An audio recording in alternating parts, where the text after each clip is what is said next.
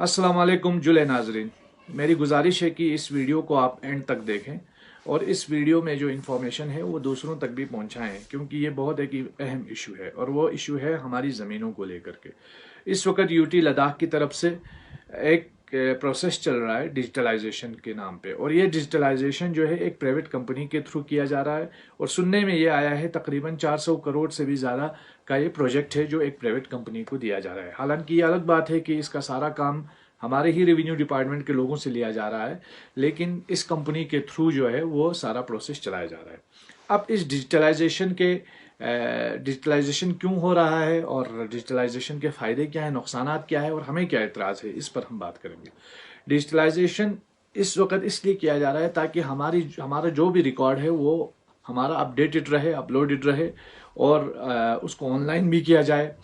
दूसरी चीज़ ये है कि जो भी रिकॉर्ड है उसको डिजिटल प्रोसेस के थ्रू डिजिटलाइज करके रखा जाए। ये मॉडर्न टेक्नोलॉजी का इस्तेमाल करके किया जाता है, इसमें कोई दो राय नहीं है और इसमें कोई एतराज़ भी नहीं है। लेकिन मसला क्या है? मसला ये है कि इस डिजिटलाइजेशन के प्रोसेस से जो लद्दाख ऑटोनॉमस हिल काउंसिल करगिल और लेह, मैं करगिल का तो वसूख से कहूँगा कि उनके नोटिस में ये इशू बिल्कुल भी नहीं है, न उनको इस बारे में इतला है, न उनको इस बारे में कॉन्फिडेंस में लिया गया है। सबसे पहला इतराज़ ये है क्योंकि ये दावा एमएचए में जब हमारी मीटिंग हो रही थी तब भी यूटी एडमिनिस्ट्रेशन का था कि जो ज़मीनें हैं वो कौंसल के ज़ेर इख्तियार है। लेकिन जब कौंसल के ज़ेर इख्तियार है तो कौंसल ही को इस बारे में खबर ना हो, ये बहुत बड़ा इतराज़ है। नंबर 2, हमारे इस इलाके में 1903 से ही लेकर के जो ज़मीनें बंदोबस्ती हैं, और बहुत सारी ज़मीनें बंदोबस्ती होने के बावजूद भी बंदोबस्ती नहीं हो पाई, इसलिए क्योंकि मालिया के डर से, महाराजा के दौर में जो मालिया लिया जाता था, इसलिए बहुत सारे लोगों ने अपनी ज़मीनें बंदोबस्ती होने के बावजूद भी बंदोबस्ती नहीं की।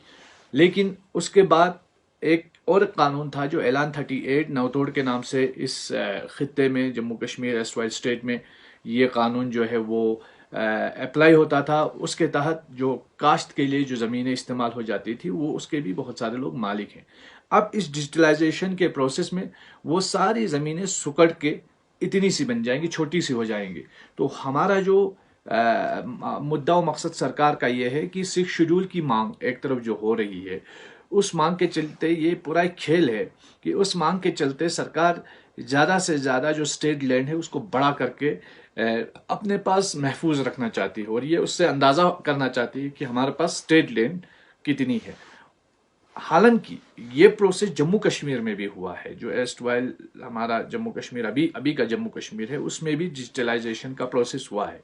लेकिन वो डिजिटलाइजेशन का प्रोसेस पहले बंदोबस्त का जो प्रोसेस है उसको करने के बाद, उसको फॉलो करने के बाद जो है वो प्रोसेस किया गया है। लेकिन जो बंदोबस्त के लिए जो एक बाज़ाब्ता तौर पर एक इसको लेकर के एक किताब भी है, जो बंदोबस्त के रूल्स उसमें बताए गए हैं, जो एस्टवाइल जम्मू कश्मीर में बाज़ाब्ता उर्दू में वो किताब है। मैं गुजारिश करूंगा जितने भी अहले दानिश, अहले ज़ौक़ हज़रात हैं वो उसका मुताला करें।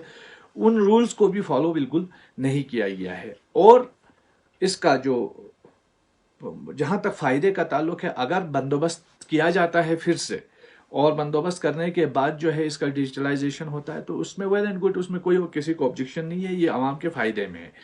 दूसरा, काउंसिल्स को ऑन बोर्ड लेना बहुत ज़्यादा ज़रूरी है, और अगर ये दोनों प्रोसेस फॉलो नहीं होते हैं तो मुझे लगता है इसका आवाम के लिए कोई फ़ायदा नहीं है। दूसरी तरफ ये जो प्राइवेट कंपनीज के ज़रिए हमारी ज़मीनों का जायज़ा लिया जाना, ये हमें शक के दायरे में मुब्तला करता है। और ये क्यों 400 करोड़ हमारा, जबकि डिस्ट्रिक्ट का बजट 400 करोड़ नहीं है, और ऐसे कंपनियों को हम सुन रहे हैं कि उनको 400 करोड़ दिया गया है। और ये तो खैर यूटी एडमिनिस्ट्रेशन ही इसको क्लियर करेगी कितना पैसा इसके लिए दिया जा रहा है। लेकिन क्यों इतना पैसा दे करके डिजिटलाइजेशन प्रोसेस किया जा रहा है, और वो भी आधा अधूरा, और वो भी कौंसल को ऑन बोर्ड लिए बगैर? तो ये हमारा मुद्दा है। इस मुद्दे को ज़्यादा सीरियसली लेने की ज़रूरत है, इस पर ज़्यादा से ज़्यादा जो है वो फोकस करने की ज़रूरत है, स्टडी करने की ज़रूरत है। एक मोबाइल ऐप जो हमारे रेवेन्यू डिपार्टमेंट के लोग भी चला सकते हैं, और जो 400 करोड़ अगर आप खर्च कर रहे हैं तो मुझे लगता है 100 करोड़ भी वो खर्च नहीं होगा अगर आप एक मशीन करगिल में और एक मशीन लेह में दे करके भी उनसे भी अगर ये डिजिटलाइजेशन का प्रोसेस करवाएंगे, क्योंकि वो इस यहाँ की ज़मीनों से भी वाकिफ़ है।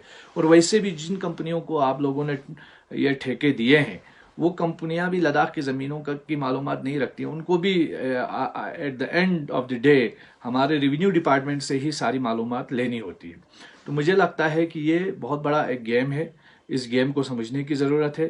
ڈیجیٹلائزیشن تبھی ہو، پہلے بندوبست کا پروسیس ہونا چاہیے، اس کے بعد ڈیجیٹلائزیشن کا پروسیس ہونا چاہیے. بندوبست کا پروسیس کیے بغیر اور کونسل کو آن بورڈ لیے بغیر یہ ڈیجیٹلائزیشن لداخ کے ساتھ ایک دھوکہ ہے اور ایک بہت بڑی سازش ہے.